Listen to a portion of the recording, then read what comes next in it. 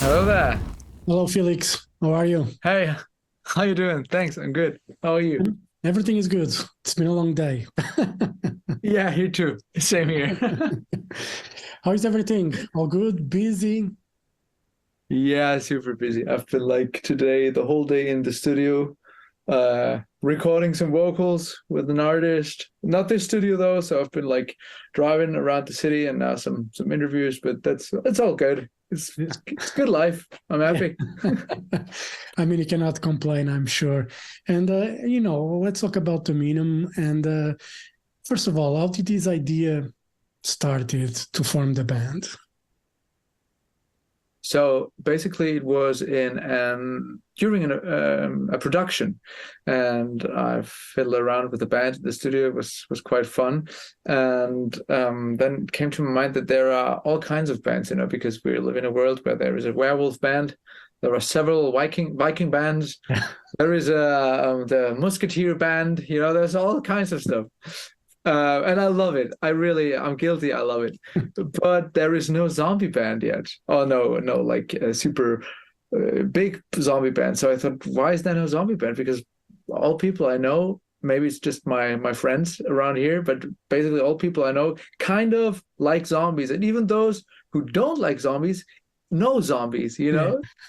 So I was like, all right, let's try it. Let's do a zombie band. And it's a difficult step because as a producer, you kind of got your way of living and everything worked quite well. I was busy as fuck and now I'm doing a band. Oh my God. But at some point you just have to decide for yourself, am I doing this right now or am I not doing it? Because if you decide to do it, I want to do it with full dedication. Mm. There is no half things because that's a waste of time. And I called my friends and I told them about this because of course I have friends of my old band during my youth. We all had this band, which then someone got children and someone built a house and everything. But you still have contact to those people, Yeah. and some did not build a house and some did not get children. And I called those and asked, hey man, would you like to be in a band with me? And they were like, yeah, sure, what's it gonna be? And I was like, well, so I thought maybe I will be a crazy doctor and you will be zombies and masks which you barely can breathe through. Would that be a cool thing? And they were like, yeah, sure, let's do it. And that's how things started. And obviously, with the concept in mind, it was time to write the songs. What was the first song that you wrote for the band? So the um the very first song was Cannibal Corpses, but it was done formally in German. And it was a long journey to write those songs because you have to, you could think that as a producer that forms a band, everything is done. All right, we're going to analyze the market. What do people want? Blah, blah, blah, blah, blah. You could think that, right? Yeah. But it was important to me that I just do what comes out of my guts. That was super important because I also see here in the studio that all the bands that try to do something different or differently, it almost never works. Every singer, or not every, but a lot of singers come here and can we achieve that I sound like Corey Taylor? And I was like, no, that's not going to work. You have your own voice and you have a great voice. Just be proud that you have your voice. And it's the same with music. You just compose who you are when you do an own project. Of course, when I write for other people, it's a different thing. Yeah. But when you decide to do an own band, you just gotta define and find out who you are. And that was quite a difficult task because when you are used to dive into bands, as I do as, for example, a producer, you try to have the mindset of a fifth or sixth band member and try to think as, for example, when I'm doing Visions of Atlantis, I try to think as a pirate. Yeah. But when I'm doing Dominum, I'm not a pirate. So I had to find a way on how things are done and also musically. And so Cannibal Corpses was the first song, which was formally written in German, but it didn't feel right though. But the first song that was finished and where we knew, all right, this could be something. This feels right. This sounds right. Everything is kind of on point. Was actually Patient Zero. Okay. That's cool. And obviously horror movies can be a great inspiration for for music. Absolutely. And for stories. Did you get inspiration from any specific movie that you enjoy that, this is a good idea for a song? Well, so no particular song, but of course, when I decided to do this band, I knew, all right, I'm going to go to Amazon right now and I'm going to order all zombie movies that are out there. Which is a horrible life, by the way. Yeah. when you just watch zombie things all the time. No, but seriously, all the things that that you experience in life, and movies are also a great part of that, can be an inspiration. And I'm watching, of course, my favorite zombie movie is and will always be Dawn of the Dead, the newer one, not from the 70s, the newer one, which was also the first zombie movie I've ever seen when I was like 13 years old. When my mom sees that, sorry, Mom, I know I've watched movies that are just not supposed to be for my eyes. I'm sorry. But this was when I kind of fell in love with the whole thing.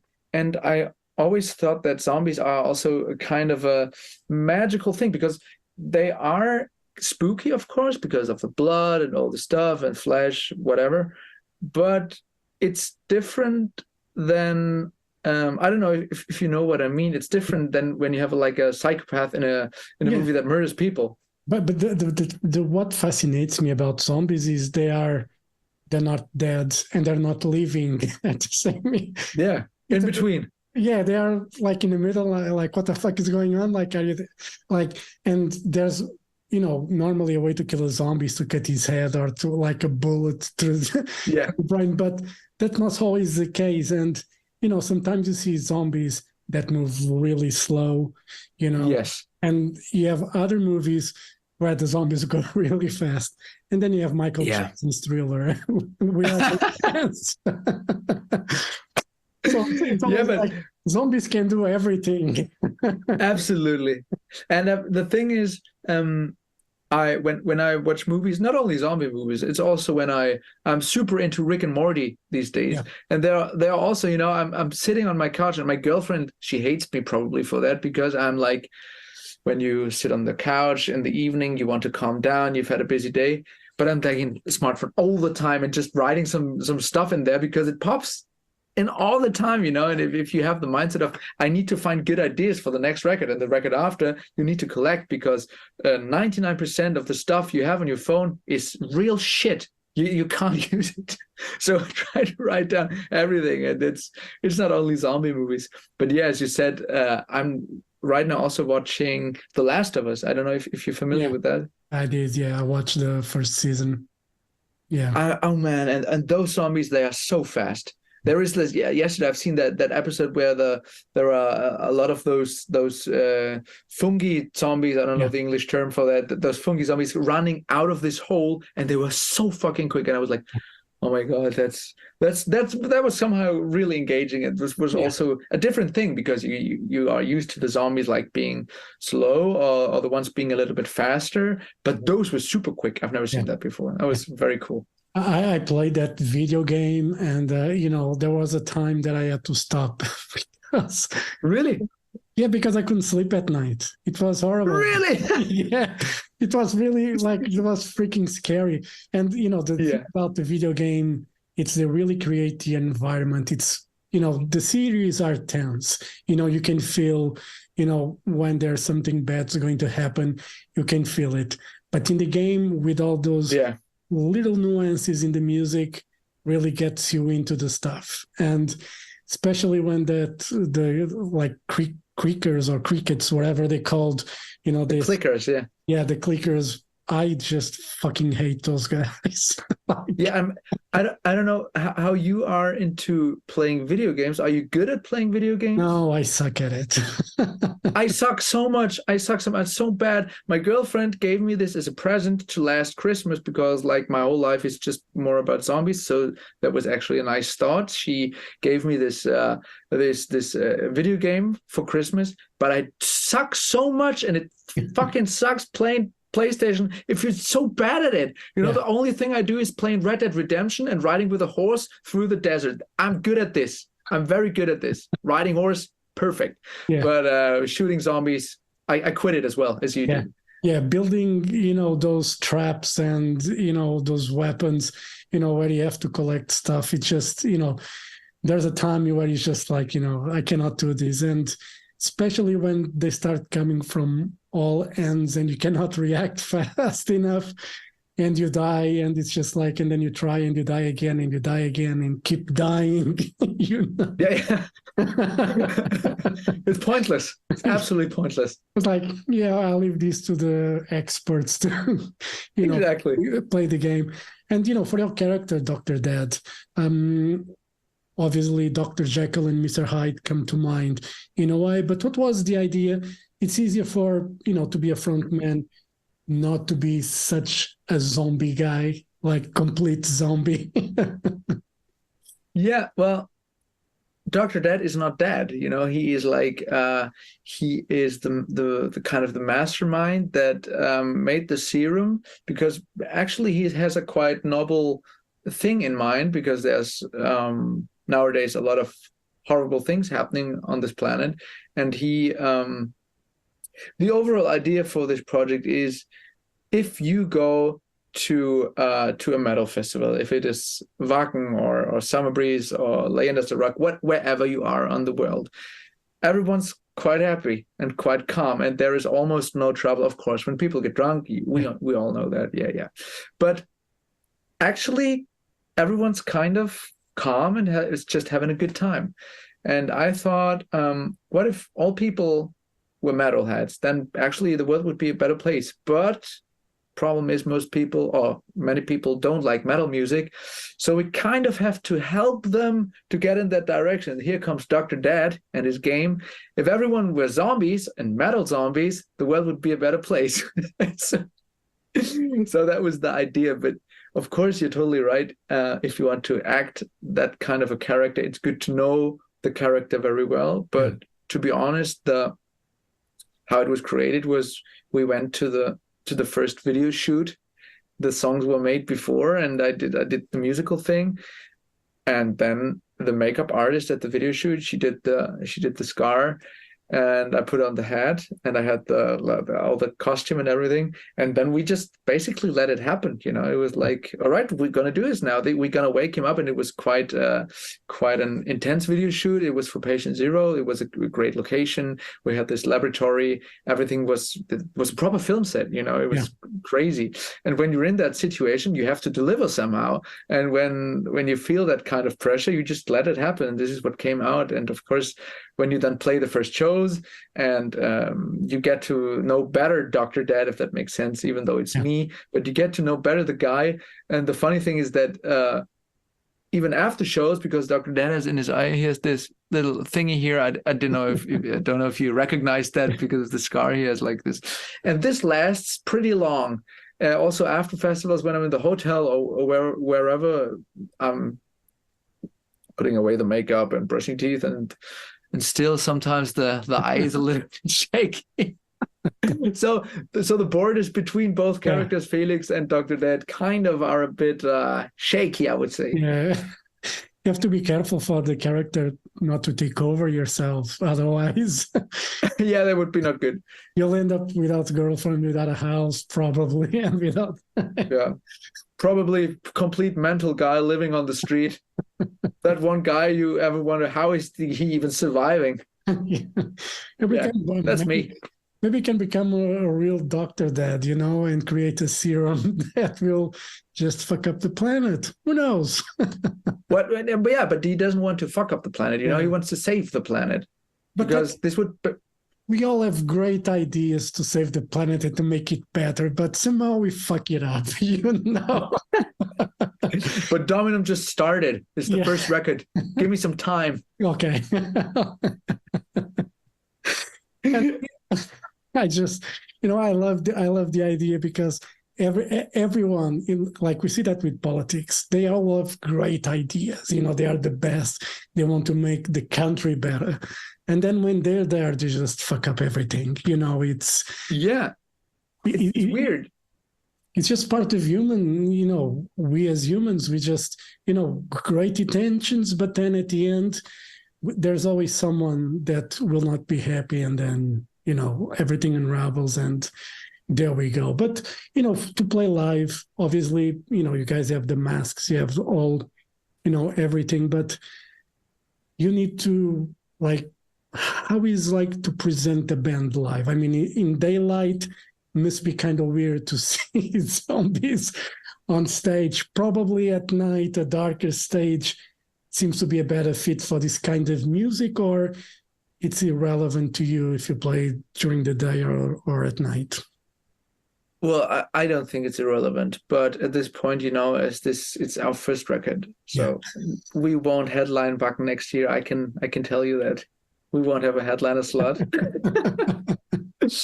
So, but of course, we played shows in a dark club scene, for example, which is of course cool when the lights go down and the lights go on again and there are some zombies on stage. But we also played a few festivals where it wasn't dark because we played like in the afternoon at 16, 17 o'clock or whatever. And it was cool as well because at least I think people liked it because when we come on stage and when you obviously see the mess, everyone kind of felt that it's a cool thing and everyone took out the smartphone. And maybe you can take that as a good point because daylight is very good for videos and everything. So we look better. But of course, it's cooler to play at night, and also if you have like some pyro and some great light show going on. Yeah. But as I said, it's the first record, so we're happy that we can play, and we are happy to play anywhere at any time. Yeah, and there's only so much you can do at the start, because I'm sure if the band takes off and you start playing more shows and start playing more festivals, the stage setup probably will be better. I'm sure you have great ideas that could work stage-wise for a band. Tons. For the band. Tons. Yeah. You just need the money to do it. Exactly. And it's a difficult thing nowadays to go on tour. Yeah. Because like everything is getting expensive and more and more expensive, but you still try to deliver a good show for the fans, because this is why we're doing it. We're doing it for the music, and we're doing it to have a good time with the fans. But our experience is that the fans support us no matter what we do, because like when we are playing a support show, for example, like we did a few months ago with our friends of Schattenmann, we did not have the chance to make a huge stage setup or whatever, but people were like partying with us and singing with us, and it was still a great time. But at some point we hope, of course, to give that back on bigger stages and bigger situations, and we will. There are tons of ideas, and we're working already on some ideas, because not all cool ideas eat up a lot of money. You can achieve cool things without money. There are other things than you can do than shooting half an hour pyro. There are other cool things you can do, and we're working on that. Was it weird, for a band to play live without an album out, where there was probably a single, or even not even a single? How was that experience to go on stage and not knowing if people will accept the music that you are going to play? It was exactly as you described and as you can imagine. It was. I remember this day as it was yesterday. It was in Hamburg. It was also on the tour with Schattenmann. It was in Hamburg in Markthalle. and we were the first band, and there was no single out. There was nothing out. Not even a homepage was out. Nothing. No one. The people just seen. All right, Dominum is playing. What the fuck is Dominum? I'll Google it. Oh, there's nothing online. No one knew what was going to happen because we launched the homepage on that very evening after the show, and so we were backstage. The intro was going, and I was looking at the guys, and you could see the eyes through the mask, and I was like, "All right, it's happening." And I was fucking scared because, of course, I showed my mom. She liked it, but I could fart into a microphone and my mom would be a fan. You know, it's my girlfriend. You know how it is, yeah. Right? So, and when you see like foreign people or foreign fans of other bands, you know how it is with support bands. There are some bands that you like more, and there are bands that you can't connect with, and then you just get a beer or whatever, or go outside and have a smoke. And when we came on stage and played the first song, everyone stayed inside and everyone was like looking at us. And after 1 minute, I could tell from the look of my friend's eyes, of my bandmates' eyes, everyone was like, "All right, cool, let's do a cool show." And then all the stress was kind of gone. Yeah, that's cool. And on this record, you guys have 3 cover versions. I mean, 2 yes. are bonus tracks. One is on the, it's right on the album. And I freaking love that song from Dead or Alive. It's a classic pop song that yes. What was, because I don't think it really, the concept in the way of the lyrics. Do they fit well with the band, or it was just one of those songs that's so good that you really had to make a cover out of it? Yeah, it was more like the second you were saying. Of course, the band name of that particular band could also have had to do something with why we chose it, but the idea of the cover versions were, though all of those songs are great songs. Yeah. But they're most like, of course, Beds Are Burning is more of a rock song, but the other songs were like Billie Eilish is maybe you can already call it kind of a classic in the new days, and Spin Me Around is of course a classic out of the 80s, and all of those are good songs. But for all of those songs, we were thinking it would be even cooler if it's metal. Let's do it. And it started with my guitar player who was here. And in the background, we were having a coffee, because that's what you do in the studio. You just drink coffee all the time. We were having a coffee, of course. And in the background, it was Billie Eilish playing. And we were like, imagine if that would be a metal breakdown. And if we can just let the breakdown be a goddamn breakdown. Yeah. Let's try it. And then we went like here, and it was like... Yeah, that's how it started. A good song always stays a good song, no matter in what genre you played. You can see it with ABBA's Gimme Gimme, because it's popular in all genres. It's from the 70s, I think, 70s or 80s. I don't remember. But there are EDM versions right now. There is a version of Feuerschwanz. Yeah. You can do everything with a good song. It stays a good song. And this is what excites me, Yeah. If you have a great melody, you really cannot go wrong with that. When it comes to music, exactly. If there's a great melody and, you spin me around, it's just like a record, it's just, you bring, I'm getting old. I grew up in the 80s and, I remember that song, but being a metalhead, you cannot say that you like that song. Yeah. Back then you cannot, it was absolutely forbidden to say that you would like certain pop music. So I would just sit at home and enjoy it. And then when I went to school, I just have the metal t-shirt and just, so true. Yeah.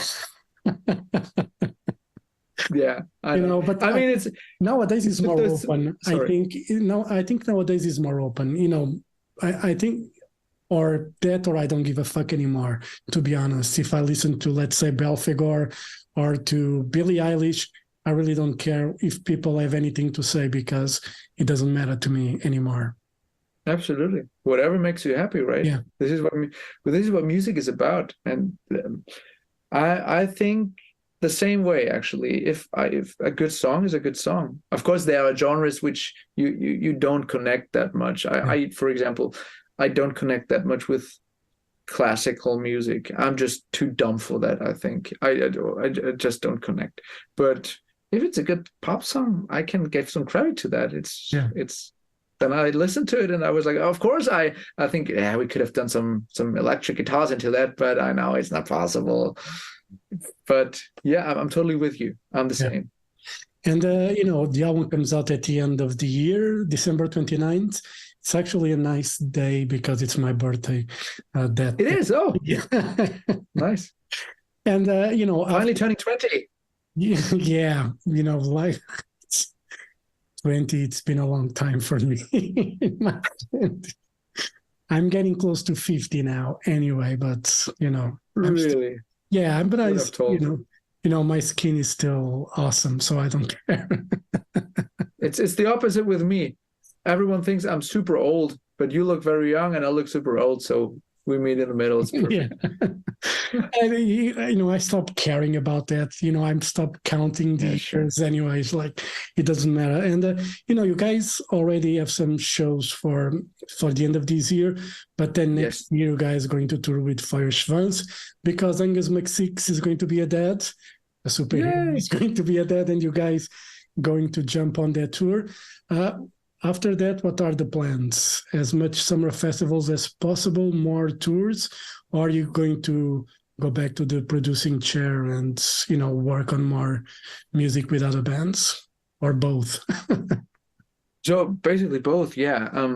Of course, we want to play as many festivals as possible, and we are working on this right now. And it's going to be cool summer. This I can already tell.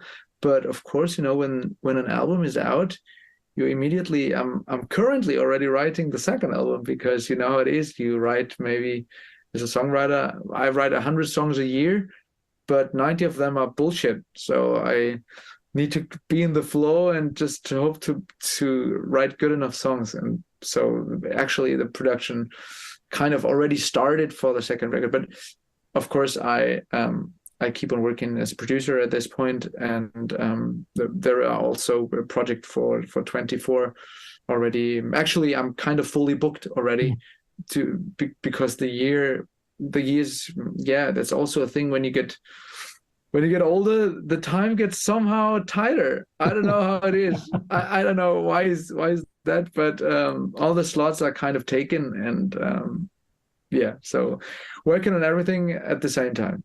Yeah, that's, it's good to be busy anyway. And, you're doing something that you enjoy.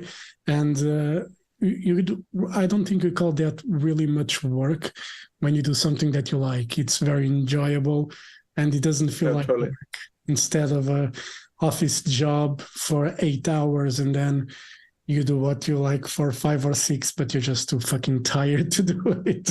Absolutely. I honestly feel very gifted, and I'm very grateful for that I really love what I'm doing. I get to do music for a living, that's perfect. I'm happy. And now I get to do music again myself, which is also very nice, and I'm very grateful and gifted to have such nice people around me that support that and that are part of that. So what is there greater than doing what you love and have some nice people around you? Yeah. And if comes a time, let's say, if Dominum takes off and you guys get bigger, and probably that won't happen, but if you have to choose producer or keeping the band, because the demand is there, let's say international tours, US, Asia, Australia, Japan, all that stuff, if that happens, have you decided what? Yeah, sure. The band, of course. I mean, the thing is, there are certain projects which I kind of grew into, and those are also gotten close friends. And if I can support them at any point, I will always do that. But that was a decision that I made when I've created the thought of even doing a band. If I'm doing this, I want to do it properly. And because there's nothing worse than when you get an opportunity, like, would you like to go on tour with Feuerschwanz? Then I just want to be able to say, yes, that's it. And not, yeah, well, I gotta check. Let me see. I have to wiggle some dates around with this or that, and I have to blah blah blah blah blah. No, that's the life now. That's a life decision, and that influences so many parts of your life. Because also creating a band also means compromising on other sides, because other people. Other friends of which I went to school with, they have houses now, and they have children, and they drive fancy cars, and I buy guitars, and it's a different thing. It's a different thing, but it feels great to commit to something like that. It feels like the right thing to do. So I don't have any problems with that, and I think I'm at this point kind of far away from canceling all production jobs, because you can really you can plan those things quite well, I think. It's and if at some point maybe I won't be doing 3 albums a year, maybe it's just going to be 2, and then it's going to be another album, and whatever, because it also keeps the brain fresh to work with other people. I really love that. It's not that it's just a job for me. I also gain from that to be in the studio with people that you value, and I value all people that I work with. That's also a very great thing, to work with musicians that you appreciate. A collaboration is not always in one direction. It's to me, it's always in both directions. We're having a talk, and it's great fun, and I take something out of it, and you take something out of it, hopefully. And hopefully. Well, if not, it's there anyway. Someone else might take something out of it. But we've had a nice talk, and you know what I mean, right? And, this is also something I think, as I'm talking about it, I think there will be never a point in which in the near future where I say I'm done with producing, because as I said, I love it very much, and I get very much out of it. You have the case of Andy Snip, who is playing with Judas Priest and still produces records. He produced a new Saxon record that comes out next year, so he still does those jobs anyway in his free time, because it's something that he loves to do as well, and it's helps pay the bills as well. I don't know anything about his life, but I suppose playing with Judas Priest is good enough these days. So, I mean, of course, I think so too. Even though I was about to see them when they were support for Ozzy Osbourne, but it was canceled like 3 or 4 times, and I never seen them, unfortunately. But it might be kind of a different situation, because Judas Priest are there since 30 years or whatever, forever, and they have quite some songs already. And Andy Sneap doesn't have to be full-time Judas Priest. I think his role, correct me if I'm wrong, I think his role is more like a guitar player that may be also involved in some production assets. And he helps produce records as well. So I see. But even though, of course, it's his thing, and he keeps on doing that. And he has his big studio there anyway, so it's not something that you want to leave to collect dust anyway. Sure. Where is his studio? Isn't it in UK? It's in England. It's in England. Have you been there? No, but I know I have friends that actually been there recording, so it's really but that was before he expanded the studio, but was still in a farmhouse, I think, in the countryside, it's near Derby. I think it's around that area where they have bloodstock and everything, so it's but I have people who have been there in the studio, and I've been with him because I did a few interviews with him when he had Hell, the band going on, and we had great chats, and he's a great guy, and and he's being in Priest. It's it's a great opportunity for him to show how good a guitar player really is, even though they don't let him shine as much as they should. It's the thing, because of course we do that since a long time and everything, and you get kind of not too so much excited about things that you did like 10, 20 years ago maybe. But still, when you go to a studio like Andy's, or when we've been to Jacob's studio, because we did some drums there, and some Jacob Hansen in Denmark, we did some drums there, and and the mixing, of course. It was awesome, because you go in there and you was like, all right, and Amaranth was done here, and Volbeat was done here, and Camelot, and this and that, and all the records you've been listening for like the past years, and then you like in there and so, all right, let's do it. It's just it's still a magical thing, and I want to keep that alive, this magical excitement, because it's not good to be not excited about things. Yeah, cool. Felix, thank you very much for your time. All the best for Dominum, and hope to see you guys in Portugal. Before you guys get too big, like Powerwolf, and you don't play here anymore. And yeah, I would love to. Yeah. And if we come, let me know, and you will be my special guest. Yes, I will wave from the crowd. Hey, Felix, it's me. All right, Felix, thank you very much for your time. All the best, and I hope to see you soon. All right, thank you. Hope to see you soon. Yo, ciao, ciao. Have a good day. Bye. Bye. Bye.